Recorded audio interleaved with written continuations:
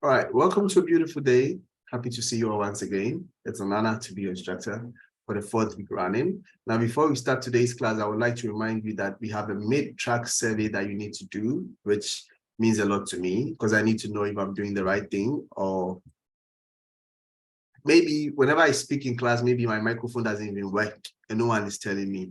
So if you can't tell me personally, you can use these surveys to tell me that, Derek, your microphone sucks. You better get another one, right? Anything.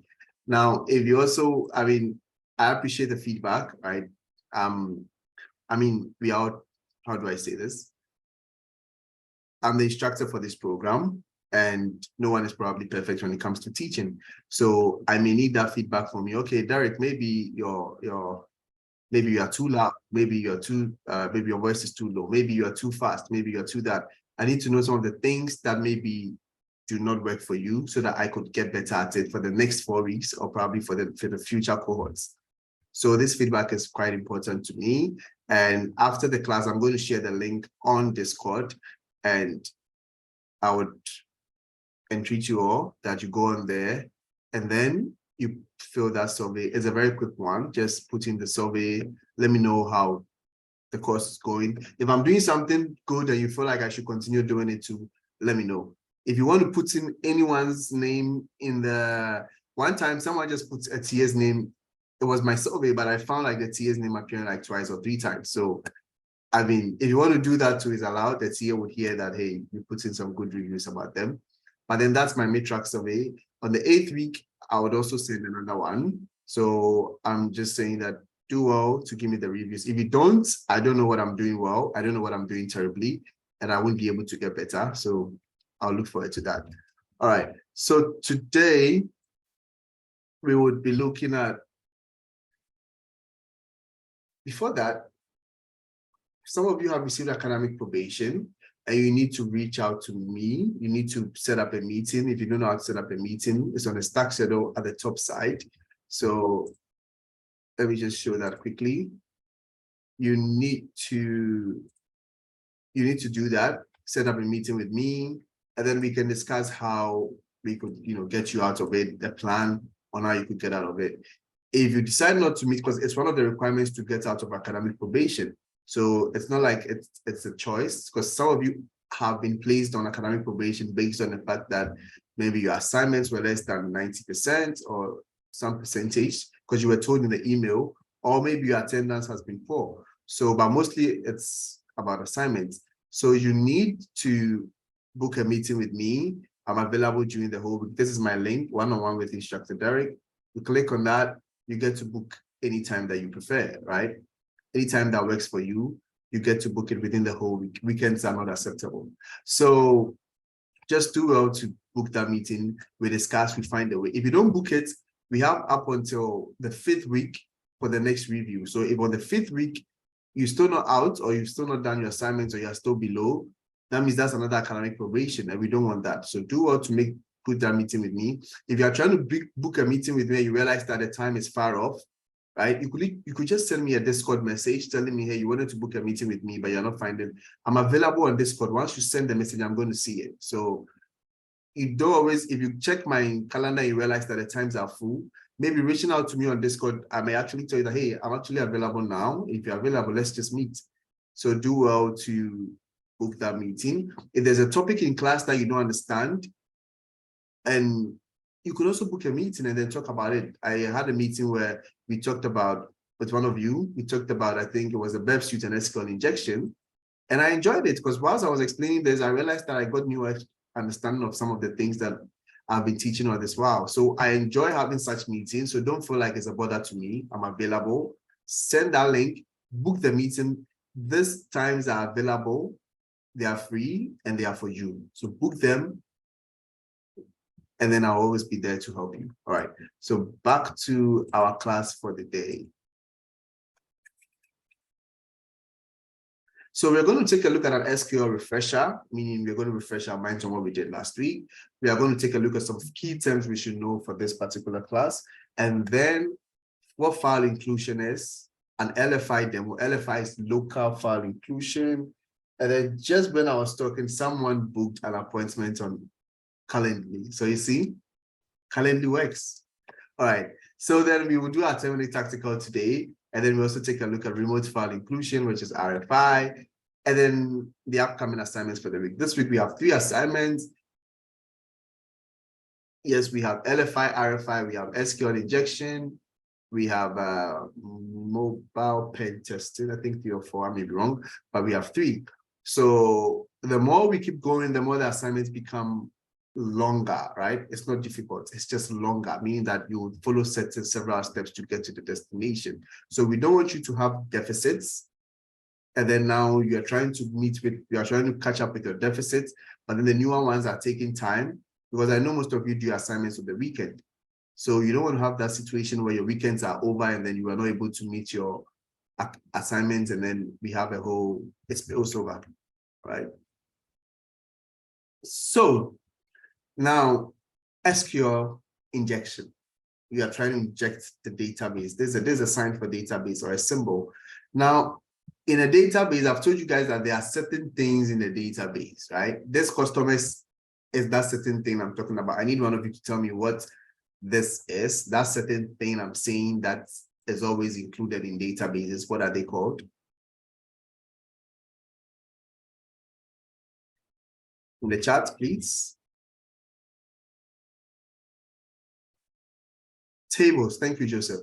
So these are called tables. So this thing you're seeing could be a database. All of this could be a database, right? And the database's name is maybe Amazon, meaning that a database belongs to Amazon. So this database belongs to Amazon, but they have a table for customers, they have a table for others. Simple as that. Now, I told you guys that there's what we call a relational database, where the information in one table is directly related to information in another table. So at this point, I could just say that you could see customer ID here, where all that we are saying is, before I look at the text, let's just take a look at what I'm talking about. So customer ID is here, and that same customer ID is here. The meaning is that each customer here may have an order in this table. So this order, which is a shirt order going for $40, the order ID is that, but then the customer ID, meaning the customer that booked it, is Matthew. Then the same customer Matthew booked the second order, which is the second order in the table, right? The second row.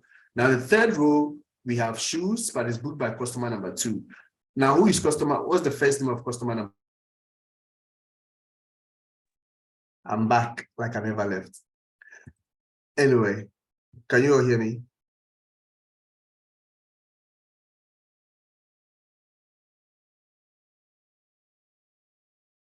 Can you hear me? Can you? Cutting in and out just a little bit there, but yeah, we got you. Okay. Can you see my screen as well? So my first Wi-Fi gave out, so I just have to switch to the second one. If this one gives out, I switch to the third one. Nothing is stopping us today. So, yep, creating redundancy. Yes. So, is my voice still intermittent? Is it breaking, or it's stable now?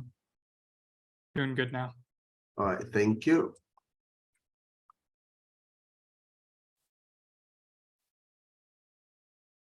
Lost my drawings, so sad. I think my question was, who is the customer? What's the first name of customer number 2?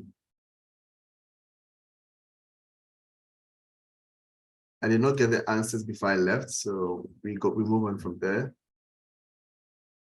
So that way we are able to track the information coming in, because order number 4, right, it's from customer number 4. So then we'll be able to track the same thing going back to Richard.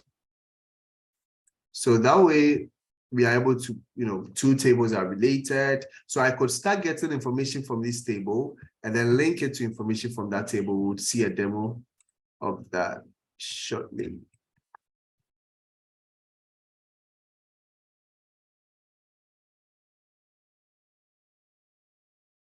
So if I do this, all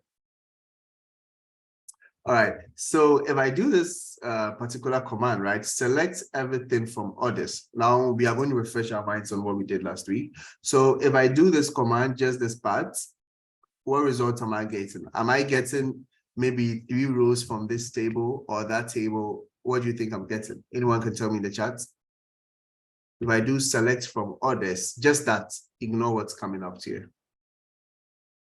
What do we get?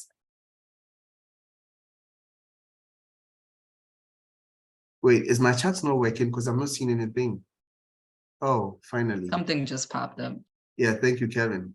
I mean, guys, the fact that my internet went off does not mean you guys should also go off. Come on. Let's carry on the way we've started. All right, perfect. The others table. So if I do that, I get that, right? Now, if I say that select everything for, I was going to ask what this means, but it looks like I've already given out the hint.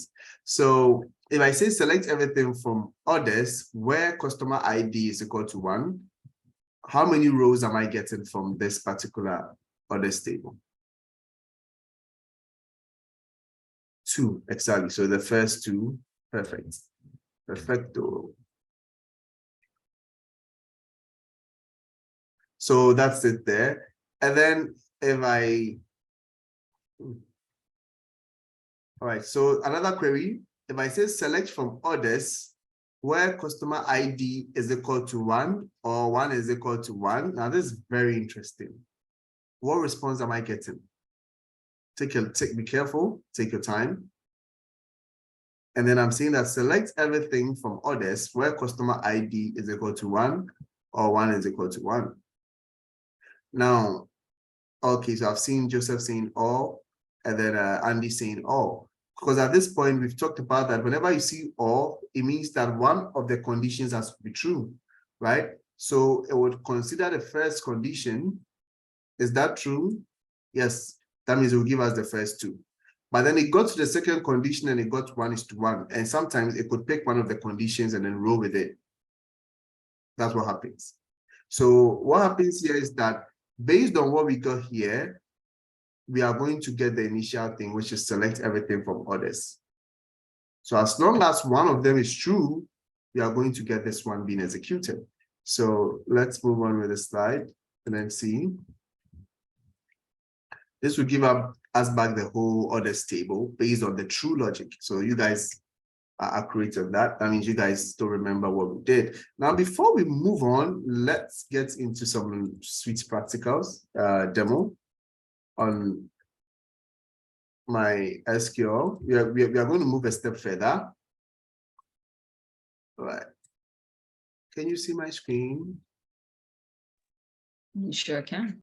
All right, perfect. So we're going to go deeper into, because we've seen the queries, we have to run it, right? We can't just say SQL and then just move on. We have the time. So my PHP admin database, which comes with exam server, Windows server. So Lord Farquhar e-commerce, once again. So we have a table for carts. Let's look at users. We have users that are on users that are on the system. The same with the Matthew, Jasmine, Richard that you saw.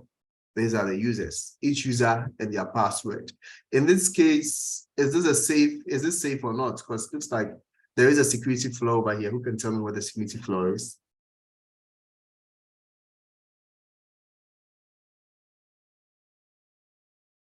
Anyone can tell me what the security flaw with this database is in terms of the information in the database? There's something so clear, so glaring, looking at you in the face. Who can tell me? All right. So what I wanted you all to sort of see is that there's a username, which is English, and then there's a password. No name, so close, but not that. So the issue here is the password is raw, right? It wasn't encrypted. Most passwords, before they get into the database, should be encrypted or hashed or whatever you want to do. So if you are getting just password there like that, it means that this, in case someone is able to do an SQL injection, they could get the password. Now, if you remember from last week when we did the SQL injection, it says select from this where username is this password. The password was encrypted. So that way, that means whatever you do, it'll be very hard to get that password unless you find a place to crack it from. So having the password raw like this is a security flaw that should be avoided at all times. So we have the users table, we have the items table, which says item ID number 1 is for 3D printer. We have 20 in stock, 2 safari hats. I did this before I went to Kenya for a trip. So yeah, this brings back good memories, safari hats. And then we have 3 Bose Sunflex. And then 4 is Surface Pro 8, nice stock. So then we have a cat, right? I should have changed this to like orders. But anyway, you know, when you are shopping, you have a cart, right? Things you wish to purchase. So the cart IDs are specific, but then we have item ID and user ID. So this is where relational database comes in. We are linking the information from 2 tables into another table.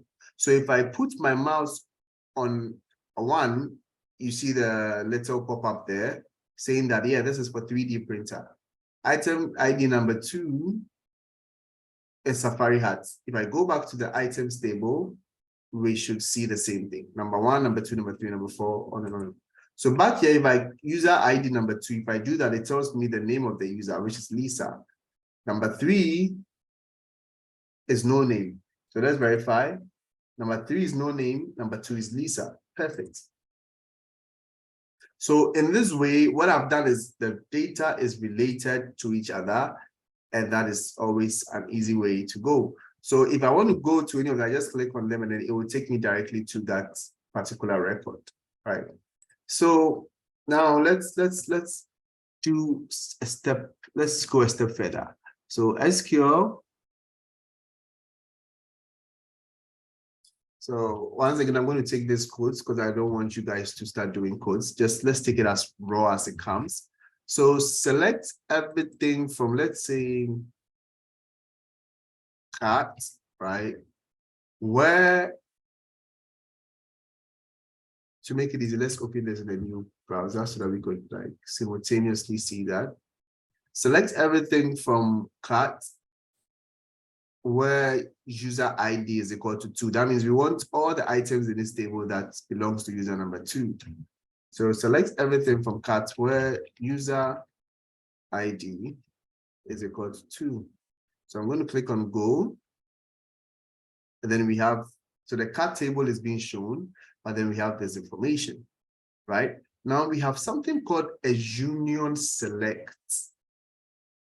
Union select is where you are picking up information from one table, linking it up with information from another table, and then seeing where it will lead you. Simple as that. So let's see that in action. So with that, I could just say this, because I know that these tables are being linked by one particular column. Let's go back to the query.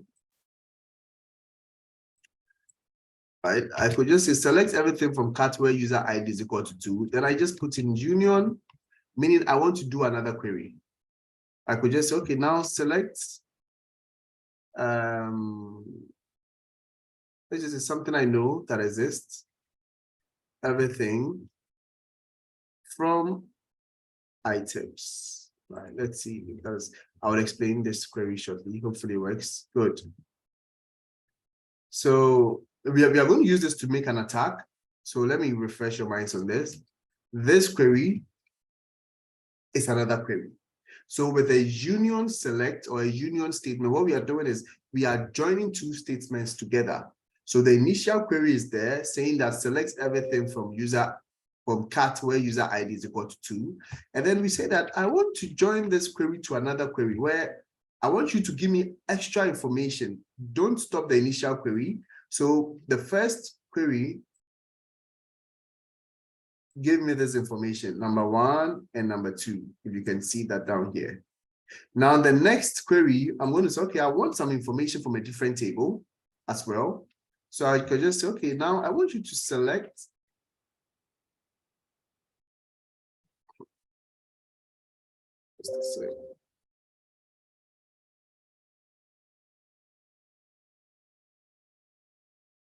all right, so I want you to select, I say everything from the table named So I'm selecting stuff from here, but I'm also selecting the things from the table named items, which is this. So this is what I'm going to do. Select everything from items table. That's it. So if you could see my query again, we have this here. And then right after that query is done, I am joining the results of another query to the results. Well, I'm saying union, meaning join my results to the other one. Where I say select everything from items. So if you see everything from the items table is listed below.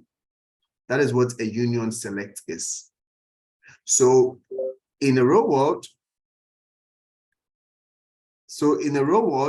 maybe the administrator is asking for some details from the system, but then we are smart. So we'll say that we don't care what information you are asking for.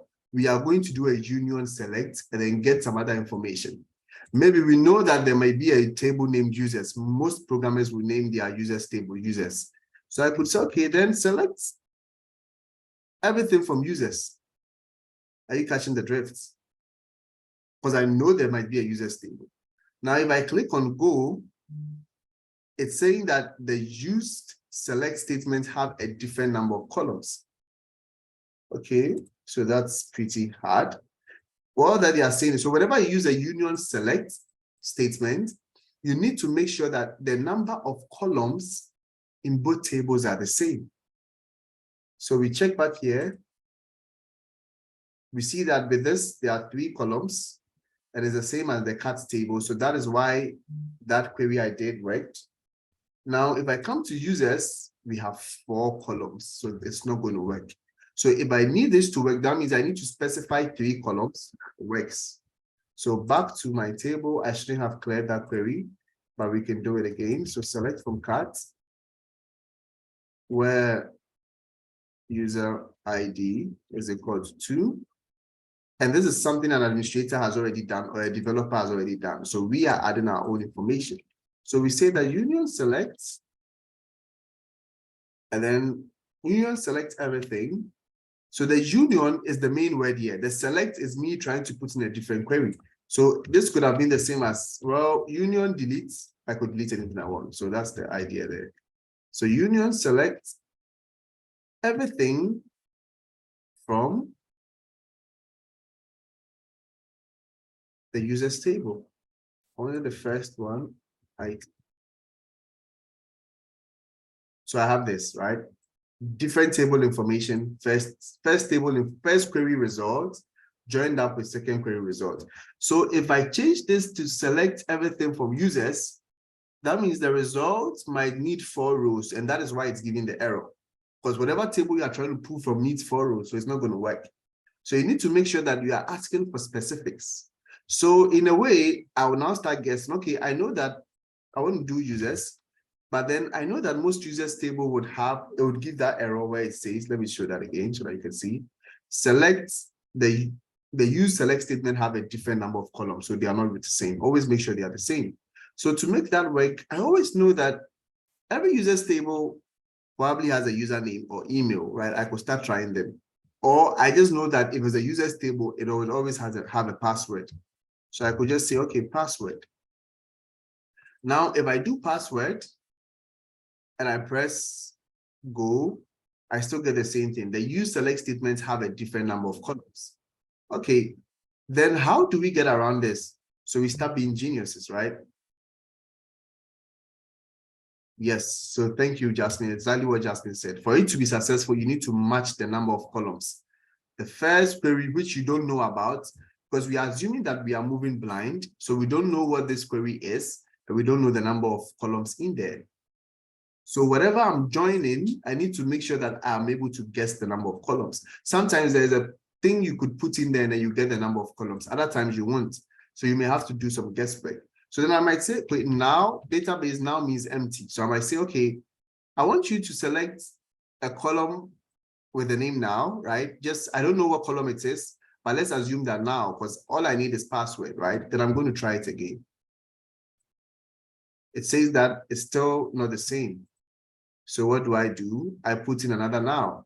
It could be anything. It could be numbers. It could be anything, right? So what is happening here is, I don't know how many columns I might have to put to get the right number of columns. So I keep pushing. So I press go again. And then at this point, it's successful. So I don't know the number of columns that are needed, but when I go to 3 nows, it says it's accepted. So now you could see that 1, 2, 3, the first query's result is here. And then the second query's result, or the second select statement's result is here. So you see that the now is being placed here. And then the result of what I wanted, which is password, is being placed here. So now that it's worked, we could now go deeper. We could now say, okay, we don't know what the user table contains, but let's just change any of them. The order does not matter. So you could put password in front, behind, it doesn't matter. So I could say, okay, let me assume that maybe the column name is email, because maybe the form had email in there. I do this and I get an error, unknown column email, right? Now this is the result of my previous query, I believe. Yes, that's the result of my previous query. So it tells me that unknown query, unknown column found, unknown column email in field list, meaning that's not it. So if that's not it, then that means I need to switch it up. I need to change it. So probably, okay, let's try username. At this point, I just try whatever would work. It could be users, it could be username, it could be whatever it is. Sometimes you could just pick the hint from the form you are looking at. If it's a login form, you pick that hint from the login form, and then you get to find out, okay, if you're asking for email, that means it might be email. If you're asking for username, it might be username. So I go to go, and then now you could see what I have. The first section is the usernames in the system, and then the now, which is the second one, is being placed in the second column. And then the third column is the password, and that is placed here. So this way, I'm able to perform an SQL, a union select SQL injection using this approach. So it takes a while to figure out the number of columns. And this is in a situation where you are able to see the errors. If you can't see the errors, then you keep going until you get the result you want. There is, I mean, with your assignments, the SQL injection assignment, if you want to perform SQL injection on GShop, you may have to do several nows to get it there. And I'm not going to give the hints, but you may have to do more than 5. You keep doing, it's not going to come. You keep doing, you keep doing, you keep doing. At a particular number, you will get it. So, and you say, so this is used in situations where you can't make a query, but instead inject a union select. Yes, yes, yes, this can actually be helpful in such a situation. Because there's no other time that 1 is equal to 1 will give you the result you want, because sometimes it may not be a login page, it may just be an items page of a website that is showing the results or all the items they have. So you are just injecting, saying that, well, I don't know what you guys are going to show me, but just try and get me the union select. Are the column titles set automatically from the first query? No, the titles are not set. You have to provide the column names or the column titles. So you have to figure something out. So that's why initially I did mine started with password, because if I know I'm dealing, even the table name, I need to make that up. So you need to start making things up. Okay, let's try users. Okay, how about password? All right, so if it's a users table, there might be password. If there's no password, there may be. So the thing is, most developers are lazy. I'm a retired developer for whatever reason. So we are mostly lazy. So we will not, why would I want to change my column name? Let's go back to here, users. Why would I want to create a database and then name this one secret code instead of password? I always want something I would remember.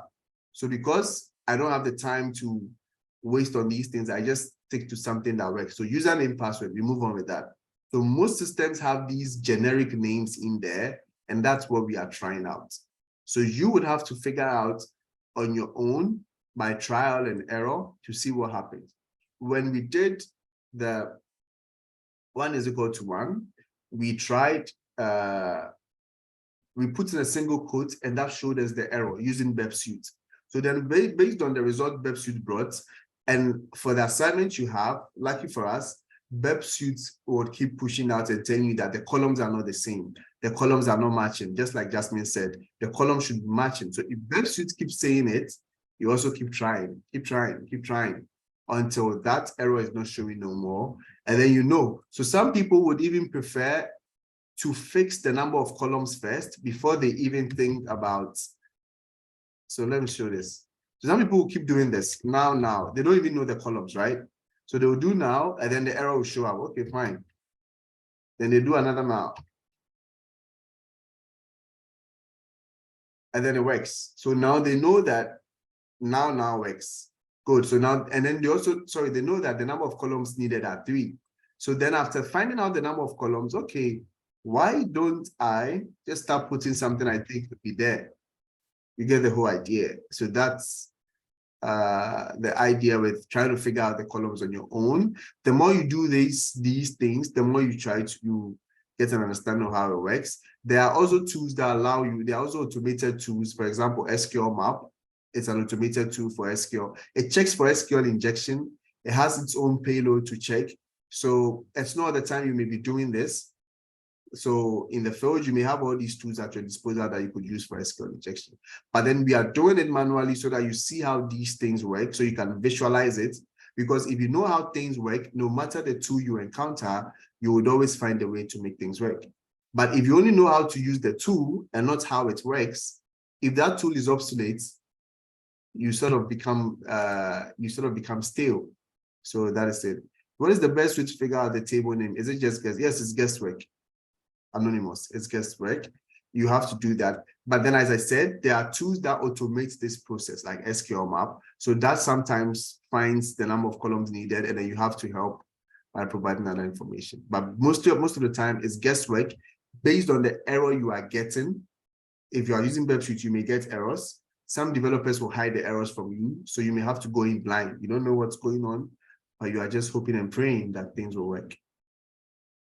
But remember that there's more than one way to get into a system, right? This is one of the easiest ways because some developers forgot to do input validation. In recent years, most developers incorporate input validation, but there are always some that would forget. So it works against them. Yes, thank you, Jasmine. Almost forgot that detail. We have not even touched any of SQL Map, so it's not supposed to be used, right? Can we enter numbers instead of now? Yes, we can. Let's try that. I actually that was what I was going to use, but I didn't want to make this. So I could say 1, name this 2. If you use the same numbers, it's pretty awful, but even same numbers will also work. So if I do, so anything would work. So even instead of this, you could use 1, 2, 3 to see that, okay, it accepted my input. So now let me just change this to password. There are certain times that you try to use numbers and the numbers may not work, but numbers work and it helps to visualize. So numbers also work, as you can see.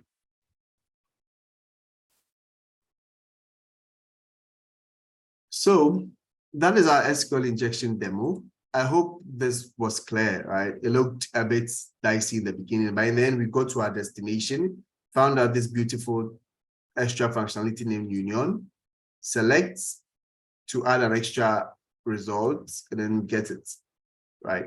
So those are ones in the chat if that was clear.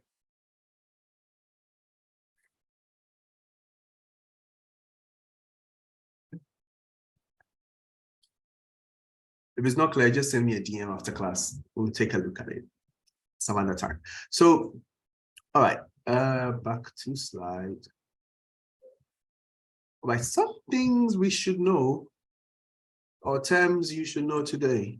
So first of all, we have PHP, which was the program I used, which when I said I was a developer, that was like my main thing. Most modern developers hate it, but yeah, this was a beautiful language to write in. So PHP, which is Hypertext Processor, is an open source, free server-side scripting, widely used in web development. All they're saying is a scripting language. It allows you to deal with web service. The website you see, those pages and the text are mostly HTML pages on the lowest level.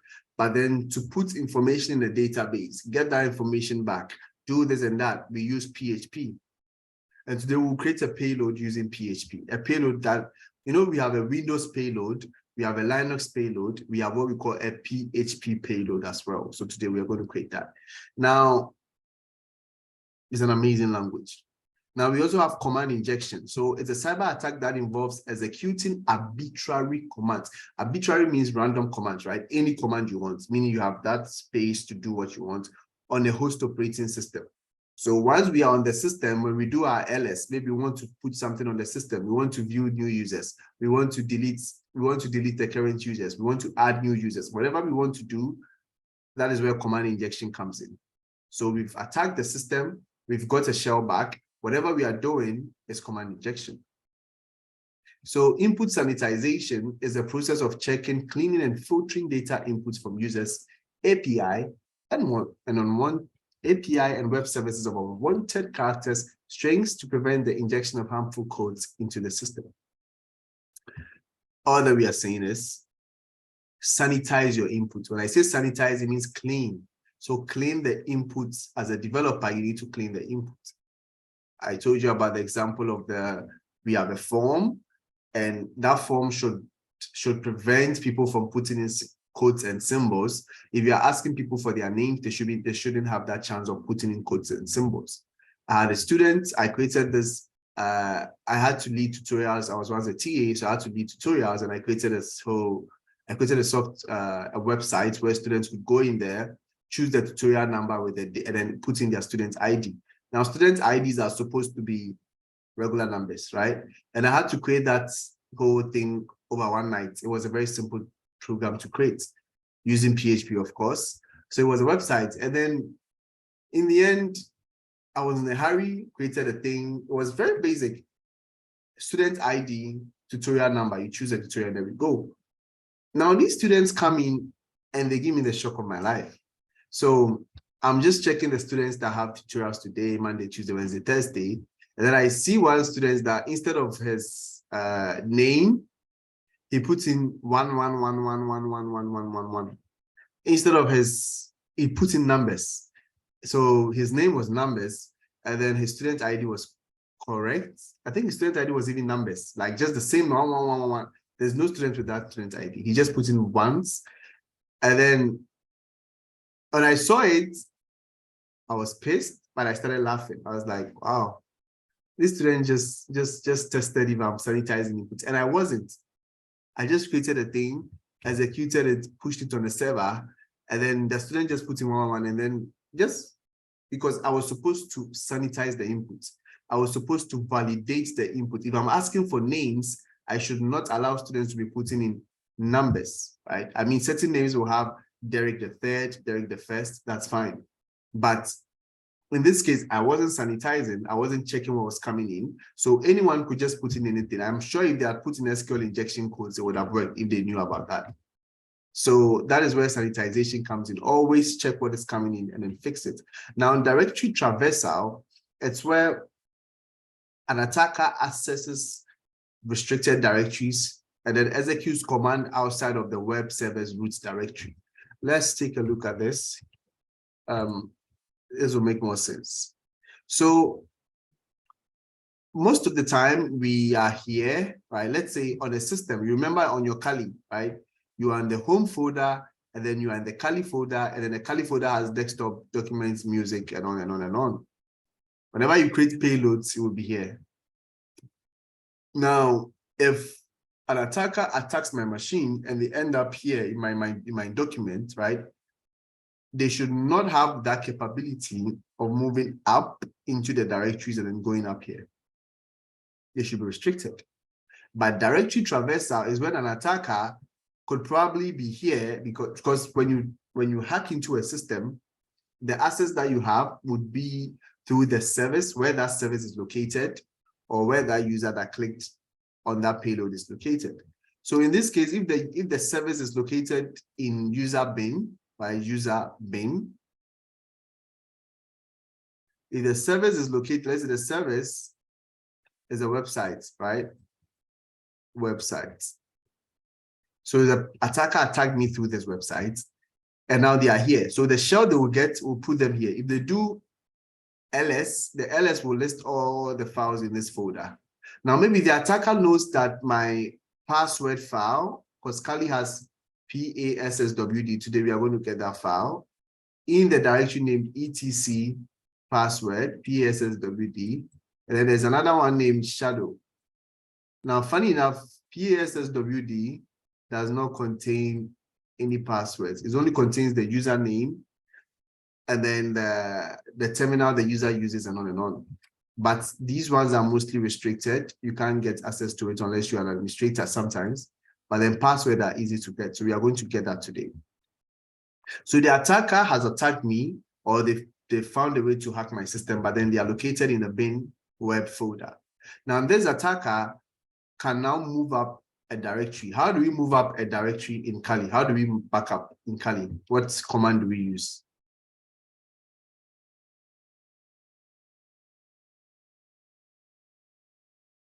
CD, yes. So we have people putting in different command. Yes, CD dot dot or CD.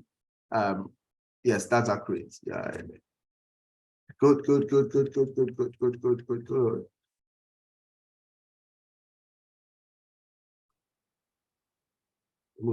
All right. So CD dot dot, right? So if the attacker does CD dot dot from here, he comes here. If he does another CD dot dot, he moves here. If he's here, he needs to have access to this, right? In order to have access to this, if you are here, the only things you can have access to is things in this folder, like bin, lib, and everything here. So if the attacker needs to do to get to here, which is etc, you need to be in the mother folder. So then the attacker will do another CD dot dot, and then they get here. So 1, 2, and then 3. So this command, which you've all used before, is going to look like this: CD dot dot slash for the first one, dot dot slash for the second one, dot dot slash for the third one to get to the mother folder. Then, now we need to do what we came here to do, which is to have access to PASSWD file. So then all we do is, how do we get to PASSWD file? We need to first of all go into its directory, which is etc. So etc, and then I say PASSWD. No, we don't CD. You can only cut. So now if I'm in this folder, I can view this particular file or shadow or any other file I want. Was that clear? Let me know in the chat if that was clear. So this is what directory traversal is, where an attacker is able to move up several directories. And if you are an administrator or a developer, you need to restrict such movements. You don't allow anyone to just go into any directory. They need to have the right access to get in there. All right. Happy to know that you guys understand the concept of directory traversal. I mean, this is where I would have done a baby shark. Yes, that's why. Thank you, Wayne. That's why you assign access to directories. Yes, you have to. And if you go on Google and you put in a particular command, let me just show you guys. I hope we don't find anything outrageous. Hopefully. If I go here and I do index of, right? So if I do index of on Google, I have wavelogs.jp, index of movies. I mean, we have to be careful so that we don't end up on places we don't end up.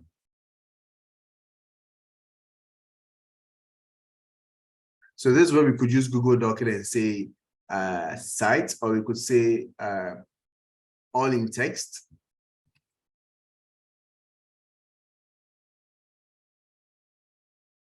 So pages that have all in text on there.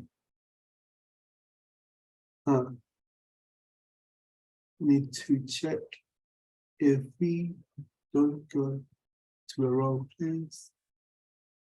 Batman trailer. Let's see.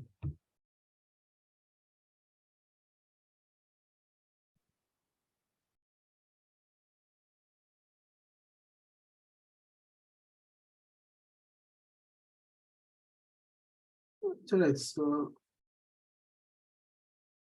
abandoned objects. Anyway, so the whole point is that this URL or this page does not have directory traversal disabled. It has to be disabled by the administrator. But because it's open to the public, anyone can just go onto their server and then view the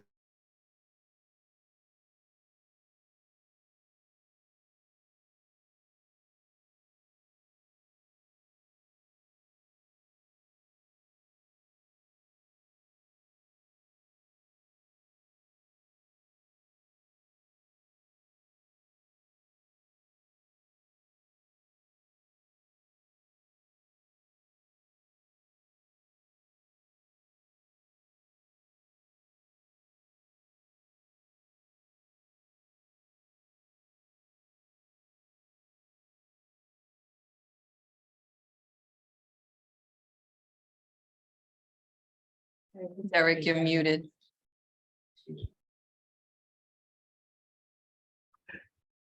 All right, thank you, Tony, thank you, Jasmine. So all I was saying was that I've been talking for all I was saying was, yeah, that is directory traversal, and maybe Google does not want us to view whatever is there. That's why we had to come out. But administrators need to restrict that. And also, yes, my third Wi-Fi is in use. Today we keep going hard in the paint. So file inclusion, right? So for file inclusion, it's a vulnerability that allows. Wait, can you see my screen? Yes, we can. Okay, so it allows an attacker to access unauthorized or sensitive files available on the web server or execute malicious files on the web server by making use of what we call the include functionality. Now, the key vulnerability for LFI, which is local file inclusion, or RFI, exploits take advantage of, most of the time you will see something like this, question mark, and then maybe something else. It could be page is equal to, it could be file is equal to, it could be index is equal to anything. As long as you see the question mark, it means that it's waiting for a parameter. And I mentioned it before. I mean, it was a tiny detail that if you see such a thing, it means we are using either get or post. Which one do you think this will look like? If you see this in your web browser, are we using get or post?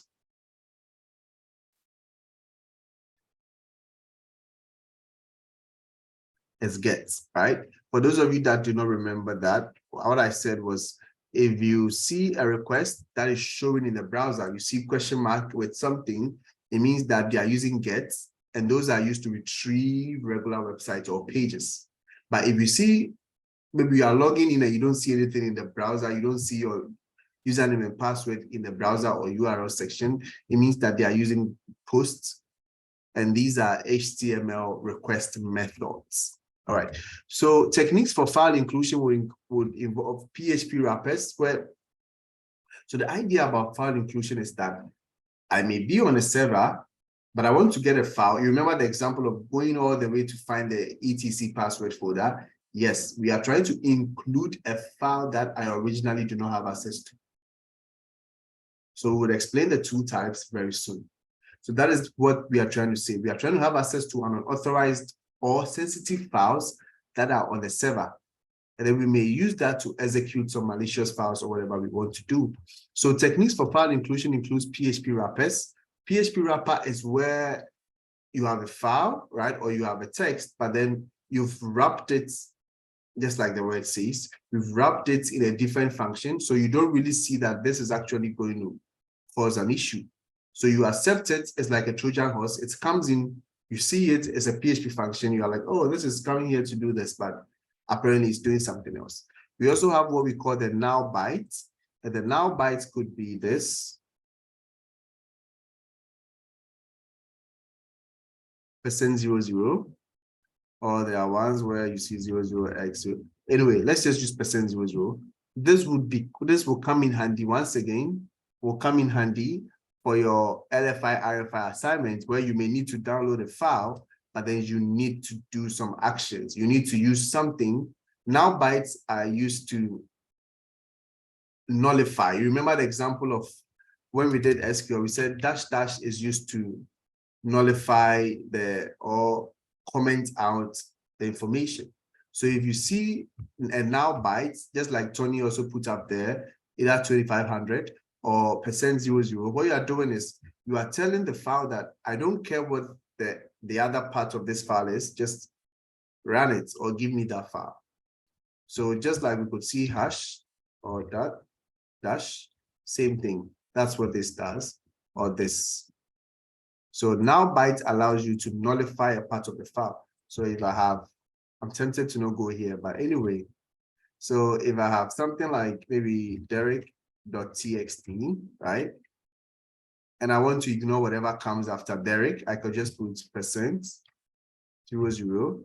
And that means anything that comes after Derek will be ignored. And this comes in handy when maybe the server has restrictions on what you could take and what you can't. So yeah, so Kevin is also giving some extra. It looks like today is a hint day. Yes, so thank you, Kevin. So path truncation is where if you have like a long set of some servers, what happens is if you have a long set of things like dot dot slash dot dot slash dot dot slash, right? In PHP sometimes, or certain servers, what they do is truncation is where they shorten the thing, right? Because maybe these servers have a limit as to the amount of data that should come in. So if you've made a very long list, it's going to cut that word short probably from this part and then say that, hey, I'm not going to process anything that comes after here. And then maybe they put your etc password here. So sometimes some attackers know that these servers cut off the information after, let's say, a particular number of bytes. So they intentionally do this, make it so long, because they know that they are going to cut. It's just like, you know, when you are typing something and then you do this, let's say, you know, sometimes when you are reading, yes, a summary of an article, you could see Derek is, they put so many ellipses, like ellipsize or whatever it's called, and then maybe they can put the last word, just to tell you that there's something in between. So this is the same thing as path truncation. So what happens is because they are going to cut out a long portion of it with this, if they are going to cut out all of this, that means you still get your command accurate. Now, it's not all the time these things work, but then this is the idea behind path truncation. The server could be the one cutting it short, and some way, somehow you could get what you really wanted if that happens. So for double encoding, as the name suggests, encoding is where it's like the wrapper, right? So you are hiding something in something, or you are changing the structure. We were supposed to do encoding when it comes to payloads, but I think some other time we might do that. But double encoding is where you try to encode data multiple times so that by the time that encoding is taken off, before you realize, wait. So path truncation is useful if you know the beginning and the end, and then rely on the server to ignore the middle part stuff by inserting extra bytes. Yes, that's the idea. But in this case, if you know that the server is running maybe PHP version, mostly it's the old ones, the recent ones do not have this. So if you know that it's running Apache or PHP version 5.17, then you may probably go on to certain sites to check if that particular server does path truncation. And they are going to tell you at what point of the bytes or data does it cut things off. So you need to now, it's a long process, but you need to do that research, find out what you need, and then know that, okay, if it's going to cut things off after 15 bytes, then let me put my information between that part and then get what I want. So yes, the idea you have about it is fully accurate. So double encoding is where we've wrapped our content, probably we've encoded it into a different format. We could probably encode it with percent encoding, where we just change it into ASCII or whatever we want, so that the server, on the other hand, does not know what is coming in. So they accept whatever we are bringing, thinking that it's A, but probably it's B that we've encoded into something else. All right. So which of these tools have you used so far? There's a question to the class that might find file inclusion vulnerabilities.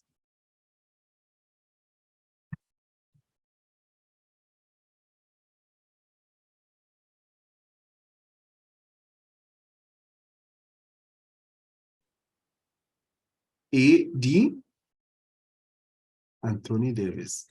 So A and D. All right. So Nick Toe can find vulnerabilities. That's accurate. Nick Toe by Joseph Patrick. And then Tony is saying WP scan. Yeah, that's true. WP scan will tell you that the PHP version you have is vulnerable. The WordPress, if you've done a WP scan assignment, you're going to see that as well. The WordPress version is vulnerable. The themes are old. So yes, the answers are 2. That's how a security class would be like. It would say that choose 2 or choose any 2, something along those lines. Wouldn't C and D work? So C works to some extent if you use a script or you use some extra maybe vulners and all of that. However, Nmap in its rawest form is supposed to be a port scanner. So that's why we don't consider it to find LF5 inclusion vulnerabilities. Because technically, I don't even think Nmap, well, you never know. Nmap is a very sophisticated tool. So maybe with specific scripts, it could find file inclusion vulnerabilities. But to me, I've not met any scripts in Nmap that allows you to find that. So that is why, if the question was, which tools allow you to find vulnerabilities, then Nmap could apply. But we are talking about file inclusion vulnerabilities, where it's going to tell you that this particular code in here has this particular vulnerability available. So yes, Wayne, that is the difference. I hope that was helpful.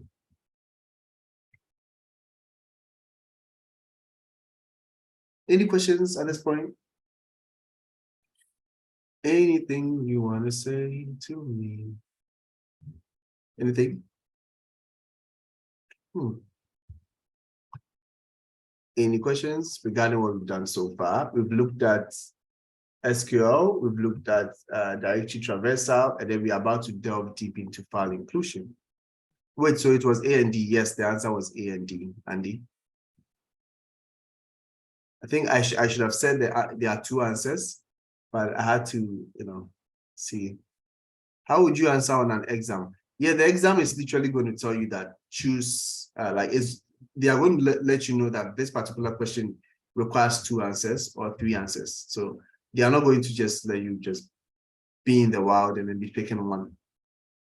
All right.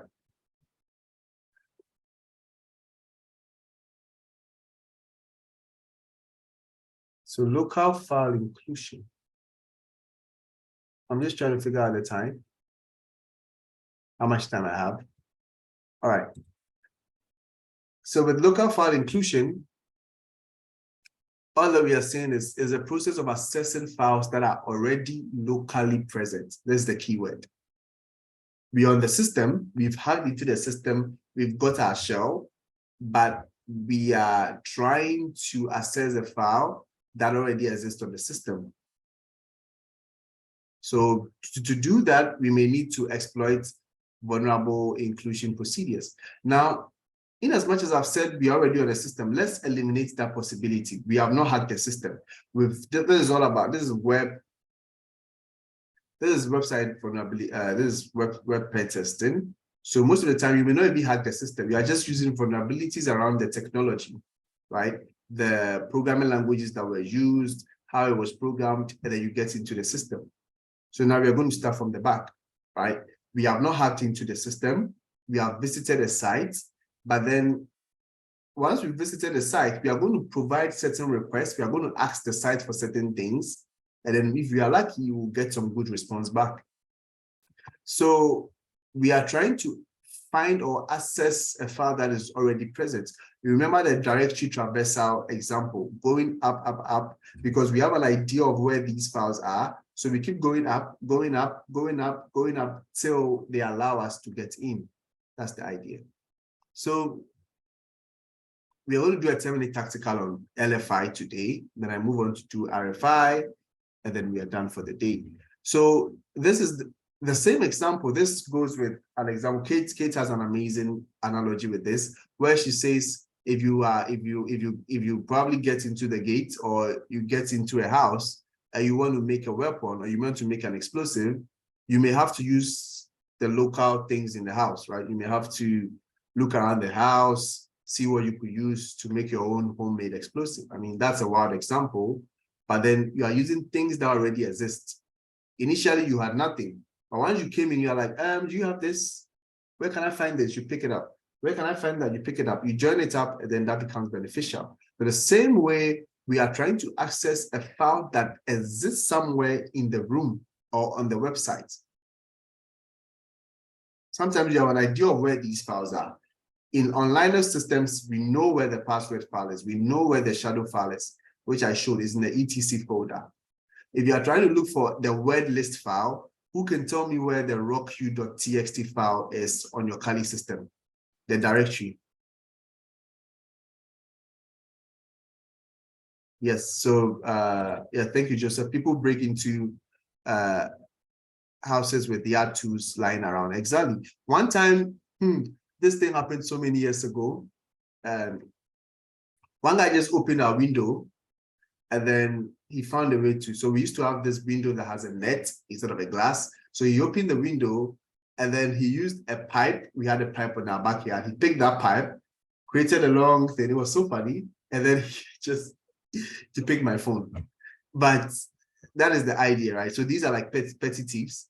And he was able to do that because he saw that there was that pipe, which is a water pipe or pipe hose on the floor, and used that for his weapon. So he used something that already existed in the house for it. So by Joseph and Andy, yes, that is perfect. So it's located in the word list folder, which is also in the shared folder, which is in the user folder. Thank you, guys.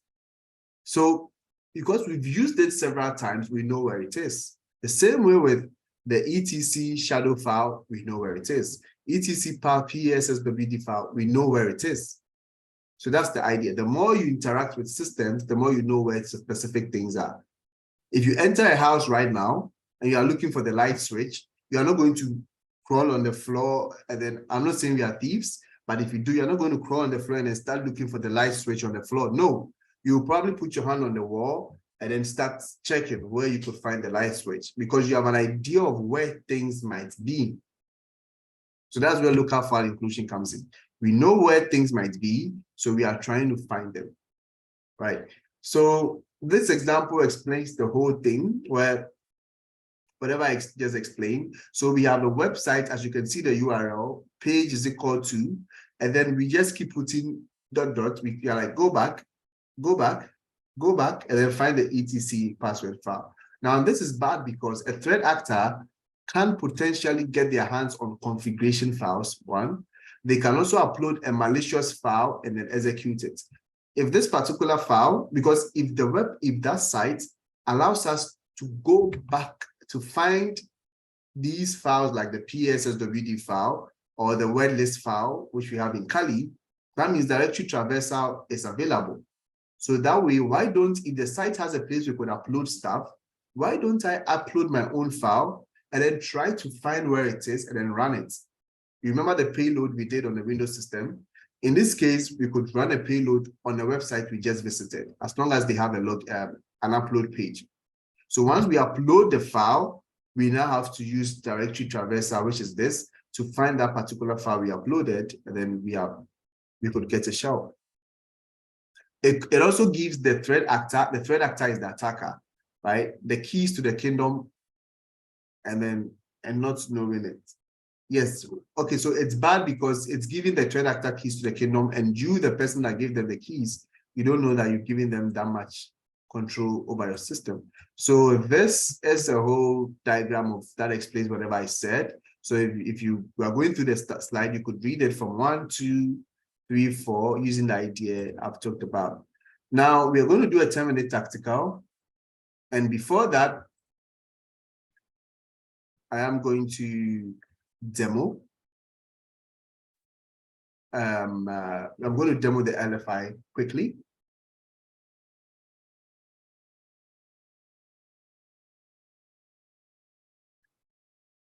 Let me know if you can see my Kali. Yes, we can. All right, thank you. So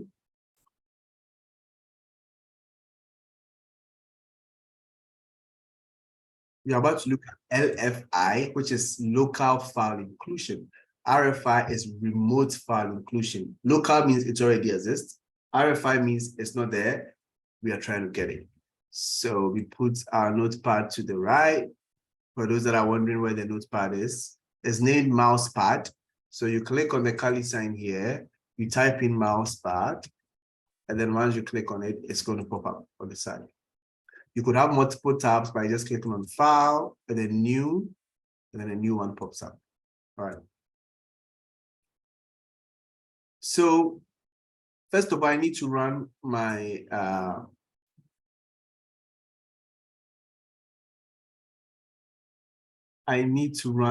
DVWA. So to do that, I need to turn this off. Oh, that's a lot.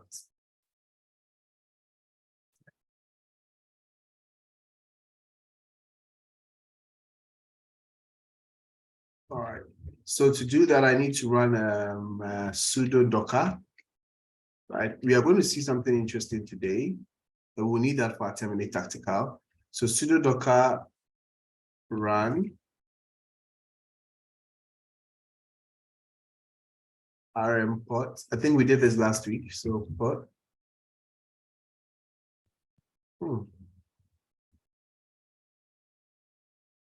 Okay. Let's do the safe one.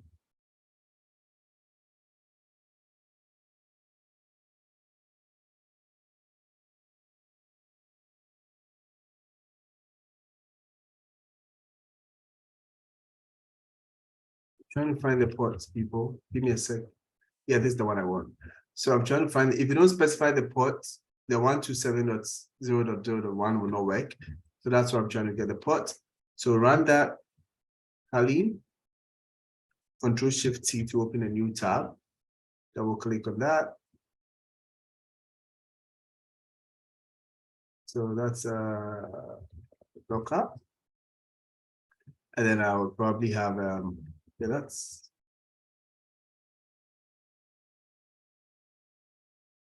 Okay, so I need to go into the URL, the directory, and then the reason why this is coming is because I scrolled on my mouse and then it's bringing these pop-ups, but we don't need that. So this will also be our terminate tactical. So I'm taking you through this, and then you guys are going to do it in your terminate tactical rooms. So 127. Good. So admin, ESSW password. I create the database, and then I need to log in again with admin and password. All right, so I'm in. So we are going to do DVWA, right? And then we are going to do file inclusion. So the file inclusion tab is here. I hope it's big enough for those of you, let's see. All right. Is it big enough? Yep, looks good. All right, thank you. So file inclusion, and then, I mean, that means whatever we do today is not going to work because this thing called PHP file, PHP function allow include is not enabled, and we need to enable it using Docker. So to do that, we will have a few commands we need to execute to get this to work. So I'm going to copy some commands from the terminate tactical. And for whoever shares the terminate tactical today, please do well to put these codes on the, yeah, put these codes directly there so that the students don't have to, we don't have to type everything in here. So what's happening is the thing that allows us to include files to change the file inclusion to work is already disabled by PHP. I told you old files allow, old PHP servers will allow this. So to do this, we may need to put in these codes somewhere. So let me put the codes here. Good. So the code, the first code, and then the second code. Now, one thing I said was whatever code we have number 11. So if you are doing a terminate tactical, make sure that do well to make sure that you replace number 11 with a particular with container ID, right? Because you need to know what container your DVWA is running. So this is us doing troubleshooting at this point. So first thing I'm going to do is I'm going to say, well, Docker, I need you to tell me how many containers I have, right? So Kali.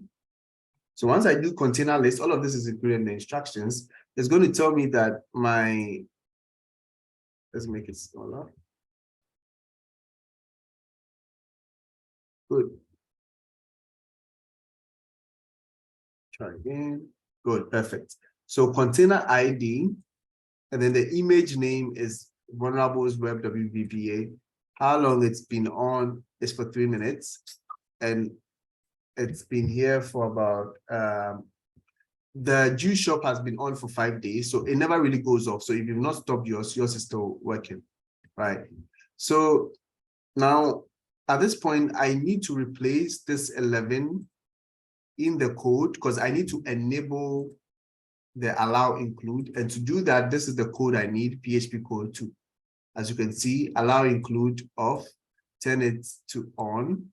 That's the code. We don't need to know how it works. All we need to know is that it works.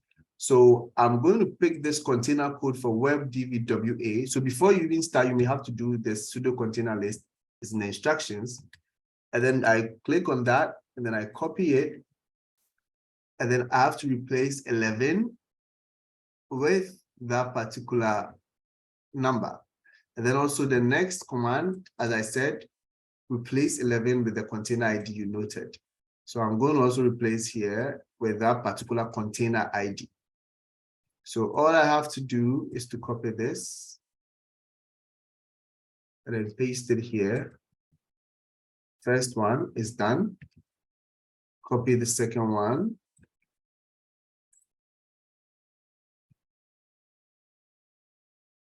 So it's going to reload the Apache server, which is the PHP server.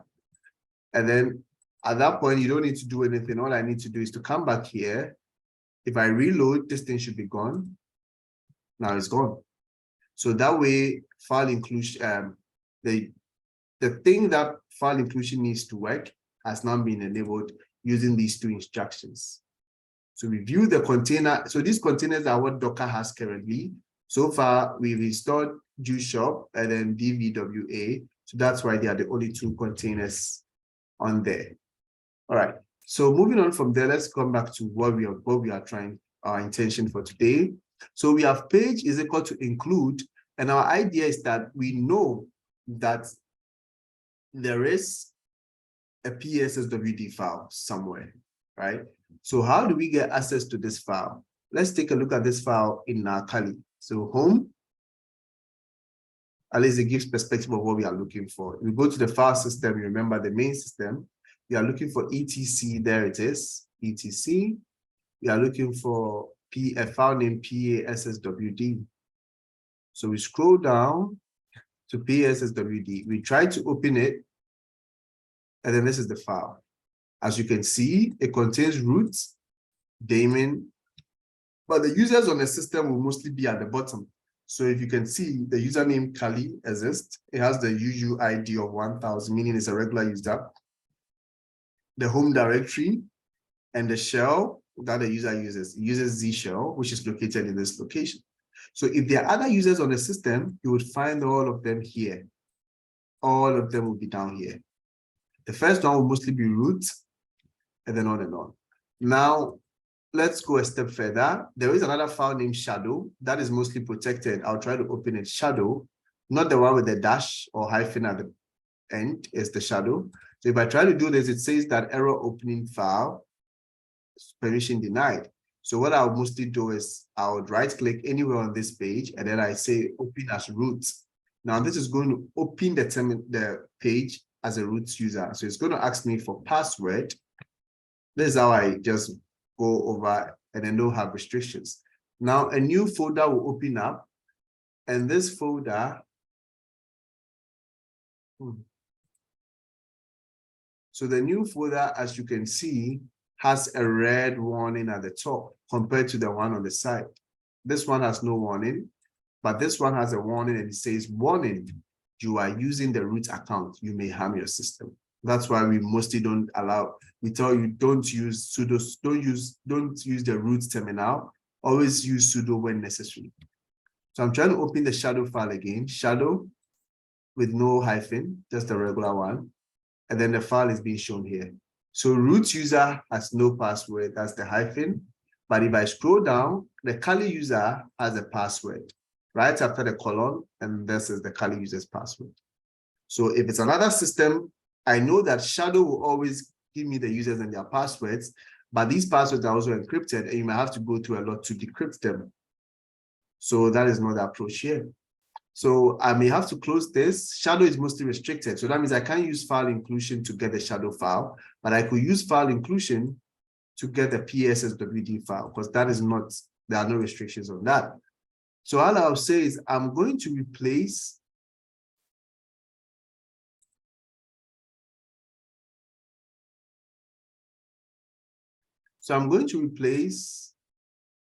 include.php, because page is saying that I want you to include a particular page named include.php. But I also have a file on the system I need, which is etc PSSWD, because I know where it is. But however, I don't know where this website is located. So then we may have to keep going back to see if it's going to work. So /man, it gives me nothing. I keep going, I keep moving. // I keep moving. // I keep moving. We keep doing it until it works. Meaning we are still moving another directory up. I've done it 4 times. Yeah, we don't stop. So today, SQL injection, we kept doing now to see it works. 1, 2, 3. So now we are doing the same thing. // meaning we keep going backwards. Because this page is looking for a file. So we are giving it a file, but then that file, we are saying that the file you are looking for, go back until you find a folder named etc. And then go in there, you find someone named password, PSSWD, and then run it. And then now, finally, after several attempts, we have the content of the, so what we've done is we have included a file that locally exists on that server. So local file inclusion. So you will see that it comes right before the page because it's been executed on this page. So every content will be here. So root user is here. Daemon, that's like my Kali, fine. But if I start moving from the back, I'm still not seeing any. That means no one has created any special account. There's an IRC account. There is a backup account here. There is WW data.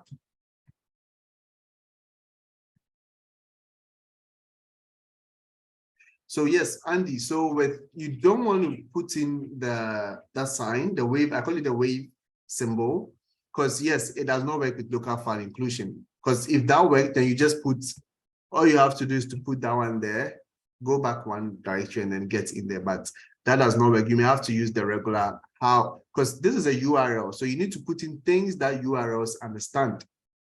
The fact that // in Kali works does not mean it works here. In Kali, for // to work, you may have to do cd //. But here we don't do cd, we just do // and it understands because directories work with these things. So that is one functionality that works in this case, the // Other things do not work. I hope that answered your question. So for our terminate tactical, this is what we are doing. You guys are going to run your DVWA, and then you are going to try this attack. You would go into a DVWA, and then you are going to run these 2 codes, which will be provided. Then after that, you also need to, once it's gone, you just have to go to the file inclusion page, // find out what we want, and then we are going to change that. Is there a common encryption type for passwords within Shadow? I have forgotten. I don't know if Taylor or Jasmine would know the specific encryption, but then based on the Kali version, and sometimes even based on the way the encryption starts, if it starts with 2Y, you know that it's maybe #5, #512. If it starts with maybe 1Y, they all have their meanings. So the more you encounter them, the more you know which ones you're encountering. But if sometimes just seeing the password, you could know where it is. There's even a website that you could go where you could just say that what kind of hash is this or what kind of encryption is this, and then you get that answer. So the common type, if you know the OS, you could just go online and see what is the encryption type for this particular OS password located in this file, and there may be a Stack Overflow answer regarding that. I hope that answered your question. So 10-minute tactical time. Are there any questions you have? That's your 10-minute tactical. So bringing back the 10-minute tactical, you are to turn on PHP include. First of all, you do sudo docker container list to view your available containers. Note the container ID, get the container ID, and then you put in this command, replace 11 with your container ID, and then the same with the other one. And then, yes, so then from there, you open your Kali VM. I'm thinking at this point, your Docker should already be running though. Yeah, because whenever you close your Docker and you come back in, you lose the include. So run this first. I mean, anyway, whichever works for you, but I'm thinking that you may have to run it until after you've logged in to verify that the error is there, and then you come back to use these commands. I hope that's clear. So pull up DVWA using Docker, navigate to the URL, log in using it, but go to the file inclusion section. If you see the error, then you go back to this particular one and then get the information from there. So I'm going to set up the breakout rooms. We are going to go in there and then we are going to have fun. When we come back, we are going to look at how local file inclusion could be used. And then we also move on from there. So we have 13.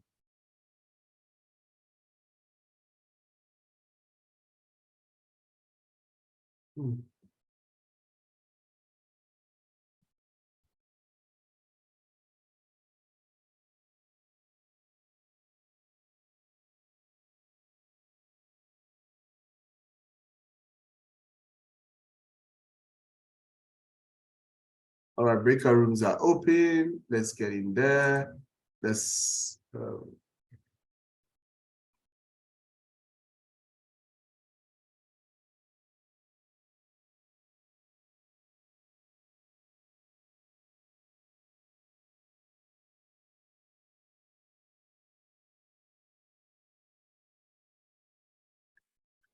I mean, it's good that, I mean, my first few minutes are always muted just to save me from anything that will get me fired. So what I was saying was, I really do not know the specific thing that I need to, like the specific point where, or what we should put in there to get that effect, because I read about it and it was an interesting concept, but I've not really practiced such an attack before because it works against mostly old systems. So I'll probably find that link and then I'll share it with Andy so that he could probably read more about that. All right. Awesome. Thank you. All right. Thank you. I mean, the baby shark is probably coming. Now we have Kevin and we have Taylor and then Jasmine in here. So you never know. It could be the start of a whole high school, I mean, Coding Dojo musical. So moving on. Remote file inclusion is where we are including a remote file to the exploitation of a vulnerable inclusion system. I think at this point, we are on the system, but we are going to make the system execute another file, which is not on the system. That's what we are doing. So we are going to make the system think that that file they are calling is on the server, right? So I have a server.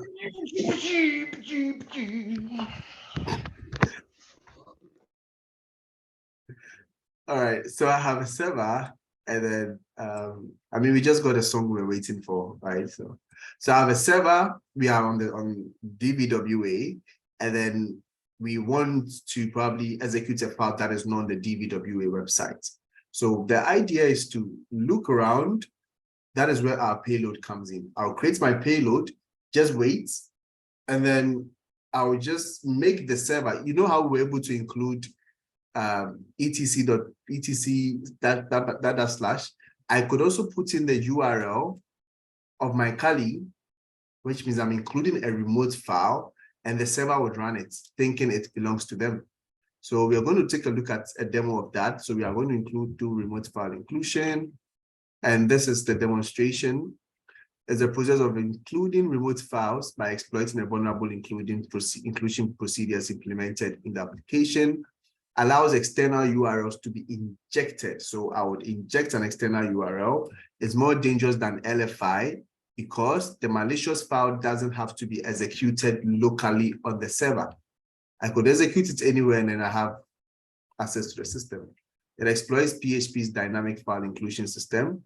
This diagram gives a very nice explanation of the process. So we're going to go straight into our demo. I mean, this week we have LFI, RFI assignments, we have SQL assignments, and we have mobile pen testing assignments. So probably we may have to demo maybe one of them, an alternative to one of them. I'm thinking of a way where we could demo previous week's assignment. So we choose as a class which assignment we want a demo of, which is a previous week's assignment, maybe a week or two ago, which you have all submitted. And then we will do that. And then so that we all have an idea of how we would have wanted the input to be. Not that I'm teaching you how to do the assignment, and it doesn't mean you should also depend on it. It may not be exactly how the assignment should go, but just a variation of how we could also execute that, right? So going back to our Kali, because we need to go straight into the action bits. Good. So let's go back to the home page. File inclusion, right? So you remember when we did our, we are going to do a few processes very quickly. We're going to create a payload. And then we are also going to file. What's the next one? Good. So we know that the server is running PHP, right? It's very easy to find out what server is running. When we did our examples on, if you use WP scan or if you use Nikto, it's going to tell you what server is running. So you would know whether it's PHP, whether it's Perl, whether it's Python, it will tell you using Nikto. So at that point, it will tell you PHP or server version, this is running here. So we have that information. Now to do that, we need to, it's clear that this is running PHP because even the file names have PHP there. So one thing we're going to do is we're going to create a PHP payload. And to do that, we don't have the time to go into the directory. So we are going to look for the cheat sheets, MSF Venom cheat sheets. We've used this before. We've shared it in when we did MSF Venom, we shared this cheat sheet. When we did, I think week 2, we also shared the same cheat sheet. When we were creating week 3 or something, we shared this cheat sheet. So I'm looking for a PHP payload. So let me go in there. Scrolling. Yeah, that's a PHP payload. So we only need the first part of it. We don't need the second part. This is just the same thing, just being done differently. We just want this guy here.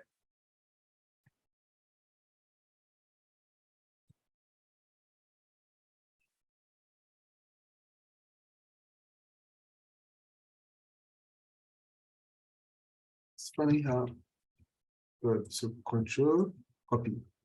Now you are done with this page. Let's get back to our terminal, paste that code in here. So what we have is MSF Venom P, PHP, Metapreter reverse TCP. Now, I'm going to change this to PHP shell because Metapreter means we need to have a multi-handler. And based on what we did today, I'm just showing a different variation. I did a demo in Office Hour where we showed how to use Netcat to also receive a shell. So that's the idea here. So I'm going to use, I'm using shell because I don't want us to use multi-handler, just something different. So our hosts is 10.0.5.4. That's my Kali's IP. Now for the port, maybe 88888, anything. And then the format, we say we want raw, meaning Kali does not have, MSF Venom does not have a format for PHP files. So when you say raw, it means that the raw code from the reverse TCP will be placed in this file. So let's name that PHP shell. Press enter, our payload will be created. Now, when the payload is created, we also need to create, the Python server. So Python 3 M33. I've also created the server. Payload is not done. Oh, come on.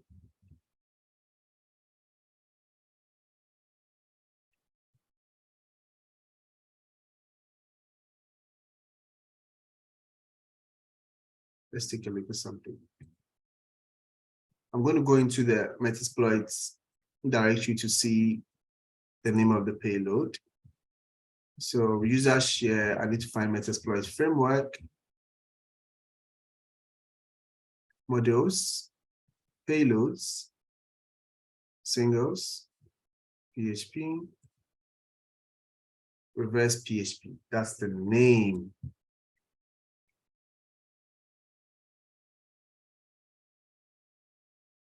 If I was using, so the Metapreter one is the Metapreter reverse TCP, and then this is reverse PHP. So there's no need for shell. I trust their judgment. PHP reverse PHP. Let's see if it's going to work. Now, besides this, you could literally go online, type in PHP reverse shell, and you're going to get the code, right? So I need the PHP ones. So we have mine PHP, reverse PHP, every other thing we don't need it because we want PHP. And then maybe Metapreter reverse TCP at that point. So you could always go online and find this information. So I need to restart my server because I won't get that file. Good. So now that I have my server, I need to verify if the server is working. So I need to open a new browser, 10.0.5.4 to check if really, yes, 8,000. And let's see PHP shell. Yes, that exists. Good. So what we are going to do is, so in this case, let's assume that, see, we are on someone else's website. I've already created my payload, maybe on my Kali, right? So my payload is on my Kali. No one knows where it is. It's on my Kali. So maybe I'm trying to attack Taylor's site, and my payload, this is Taylor's website, and my payload is on my Kali, because as you can see, this is not mine. So what I would do is, you remember how we got this here? I could put the same thing in the URL. You remember what you did? You took out include.php. I could replace that with that URL, HTTP. Same thing, meaning I'm trying to include a remote file, right? 5.4, which is my Kali's URL, because I'm doing it on someone's website. Then I say, go to port 8000, right? So if I visit port 8000, you can see I have the list. Now let's verify something. If I scroll down, the website is down there. The same way you did etc.password, it was shown at the top side. The same thing, whatever page I've included, because the site has URL include enabled, if I put this here, because my Python server is on, I can get that information. So my directory listing is here. And then as you can see, all the files are here. Now, I'm going to run this particular file, PHP shell. But in order to do that, I may have to set up what we call a netcat listener. Netcat listener. So for that, if it was a multi-handler, we would have to do multi-handler in Metasploit and then set all the settings. Now, this is an alternative. Instead of a multi-handler, I could do NC. I say I want to listen on a particular port because the payload we used is a reverse PHP, meaning it's a reverse shell kind of payload. So it would be the one to connect. So we have to be waiting. We have to be listening. So I want to listen. Also, I want to hear everything. I want to see whatever is going on. That's where verbose comes in. Now I want to tell you what ports you should listen on. Now on that port, based on the payload, that port is 888, that's quadruple 8. So I'm going to come back here and put in 8888, 4 of them. So when I press enter, it says that we are listening on 88888. Good. Now there are types of payloads, this particular netcat. Netcat is a tool that is used to listen on networks, right? So netcat is spelled like this, but to use the tool, you use NC, netcat. It's used to listen and also to write onto network connections. So what we are doing is we are listening for a network connection, and we could probably write onto it. So netcat, I want you to listen. I want you to give me everything that's happening, and I want you to listen on that particular port. So then we are going to be here, push our website a little bit. What we are going to do is I intentionally use this so that you could, I don't want to put in the file directly. I want you to see what happens before. So netcat on the right, website on the left. We are going to remotely execute a file that is not even on the PHP server. But the PHP server would think it exists on their server, so they'll run it. So they'll look for that file across the internet, find it and run the file, thinking that it exists on their system, but not knowing it's remotely is a remote file. So I'm going to click on PHP shell, cross my fingers, hopefully it works. If I click on that, it says that PHP shell not found. So as you can see, when I clicked on it, the whole URL changed to vulnerabilities, FI, PHP shell. So I need to go back, and then I need to put in the name of the file directly in the URL. The name of the file is phpshell.php. So php_shell, that's the file I created, the payload. So if I press enter, it starts to load. And at that same time, you will see that my netcat has received some inputs. I'm going to stop that, clear the screen. For those of you that did not see, run the same command again. And then as you can see, the command is still here. So I'm going to now just press enter and then take a look at this. Enter connected to my Kali from this particular IP. 170 is that's the IP for DVWA sometimes. So now let's see if some of our commands will work. If I type in ls, let's see, I get the files in that directory. If I say who am I, it tells me I'm www.data. If I want to go back a directory, cd ... I say ls, the files have changed. So clearly I can use that. The file is not on the server, but I can use that file to exploit the server, because that server allows file inclusions, because we are running PHP. Not all servers will allow this, but especially PHP has what we call a dynamic include, and that is what remote file inclusion uses. So it's dynamically trying to include the file, so it's able to jump all the way to a different server. And there's an amazing demo to run on your own if you go through this video again. Now, we are done. So what we just did is an RFI attack. So let me stop this file from running, and let's see if our command will still run. It's still running, meaning the process is still on the system. I don't even know why I did clear, but so netcat is a bit different because it's a network connection. Whatever you run, you can't clear. But I'm now in var. I did pwd. Pwd is what is the present working directory? Where am I currently? And then it says that I'm in var www HTML vulnerability. So let's go back. cd pwd again. Okay, we're still going.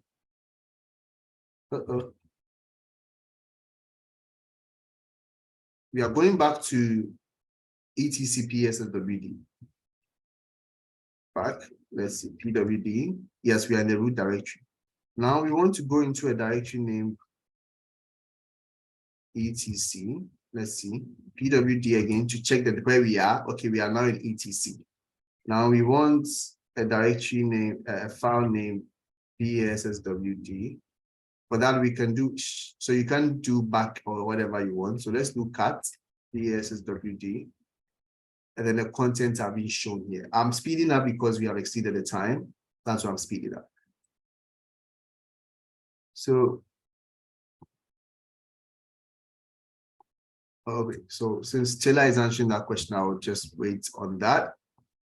All right, so let's do one final thing. We are going to turn, we've done a local file inclusion, we've done a remote file inclusion, and we are going to do a final local file inclusion, which is quite interesting. So for that, we are going to go to file upload, because some sites, I mentioned this earlier, some sites will have a file upload section. So I'm going to click on that. And then what's happening? Let me close the, yeah, I had to close it because the server was hung up. So I'm in the file upload folder, then I'm going to upload the PHP file I just created. So I'm going to turn this attack into a local file inclusion again. So I'm going to click on browse, and I'm going to find that particular file, home, PHP, shell, where are you? And then click on open, and I click on upload. Now, when I click on upload, it says that the file is located in .. hackable uploads. Then the name of the file has been successfully uploaded. At this point, they've given me a hint of where the file is located. So because this file also allows local file inclusion, now the file that I'm using has turned into a local file because it's on the server. I did a local file inclusion to find the file that existed there. I just did a remote file inclusion that did not exist. Now I've uploaded my own file onto the server so that this file can be a local file. So assuming you don't have the capability or the functionality of a remote file inclusion, you can use this, which is a local file inclusion. So all I have to do is just copy this URL, because I'll need that. And the same thing you did with your local file inclusion for 10-minute tactical, that's the same approach. I'm going to go back to the file inclusion page, take out include.php, delete that, and then paste the file I just uploaded because it's on the server. As you can see, this is not going to any remote server. And then I need to turn on my listener. So I'm going to run this, which is a local file. And then once again, as you can see, I have got another shell. So let's try that. PWD, yes, we are in var www HTML vulnerabilities FI. It means that we are on the system based on this. So if you want to try this out, I think this is an easier one to try.